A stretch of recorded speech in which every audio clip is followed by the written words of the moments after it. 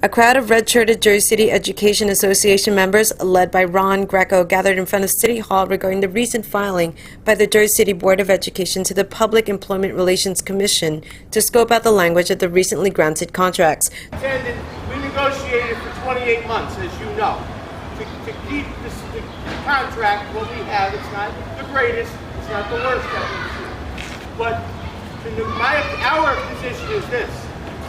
You should not have negotiated for 28 months to turn around on June 18th at a board meeting and say, we were waiting for the teachers to ratify their contract so we can send a petition to PERC to scope out language. When you scope out language, that's a dirty word in labor relations. That evening, Jersey City Council did pass the ordinance on wage theft protection. The vote was unanimous. Moments after, Ron Greco told Council that Dr. Marshall Lyles and the rest of the Jersey City Board of Education are only missing a mask and a gun because they are robbing the union blind. The big news was that the teachers, the teacher aides, the CASA workers, and the secretaries, the four groups that the JCEA represents, all ratified their contracts.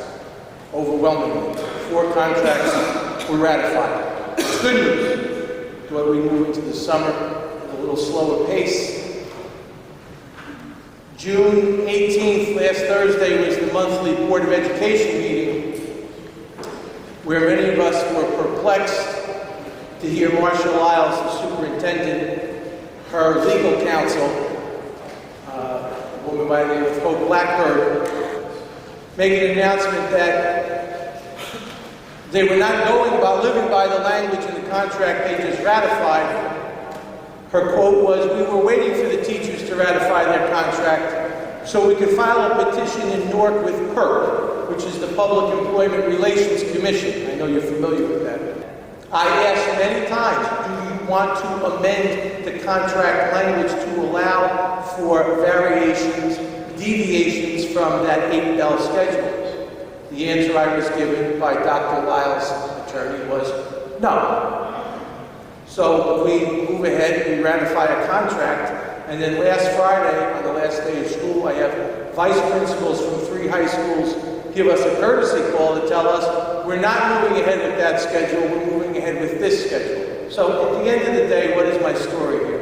I just wanted to bring you up to speed because in speaking with Councilman from Ward B, Ramchow, maybe we need to set up some type of a committee. You folks and Dr. Lyles, maybe you want someone from the JCEA on the committee, maybe not, but to see what's going on. Because when I was reading about 3H, the wage and theft prevention here, I mean, these people, the only thing they don't have at Claremont is a mask and a gun. They're robbing the store blind. Kathy Coyle, Marshall Lyles, Luigi Campanis, the business administrator that was just put back there. There is no accountability. There is no goodwill here on the part of this superintendent that you spend 28 months negotiating a contract. You employ the services of a mediator, wasting his time, wasting the attorneys, enriching the attorneys, the law firms that Dr. Lyles and Hope Blackburn are connected to turn around and say, we're not going by the contract, we're going to scope out the law and see you in PERC. Gina Vertibello, an education activist, asked Jersey City Council to exercise the wage theft protection and have a resolution against Superintendent of Schools, Dr. Marcia Lyles, to step down. As a taxpayer, parent, and advocate, I'm concerned that teachers are still unhappy even after a contract was settled. For example, why are there teachers that have not been compensated at the high school levels and the specific Dr. Lyles has chosen to violate the current contract with the rotation of classes at some of the high schools, but claims it's part of her job and her prerogative to do this. What does this say that the students of the district and the superintendent and the teachers union can't work together?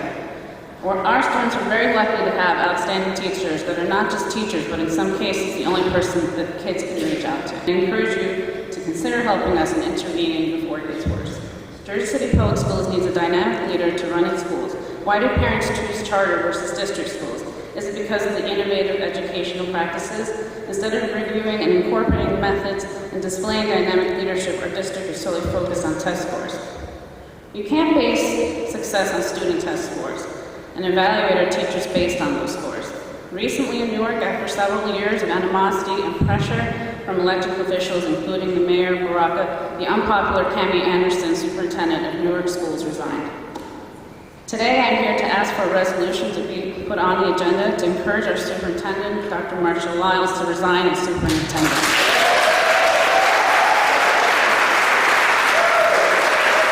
It's time to put Jersey City Public Schools first. Hudson County View, the eye of the community.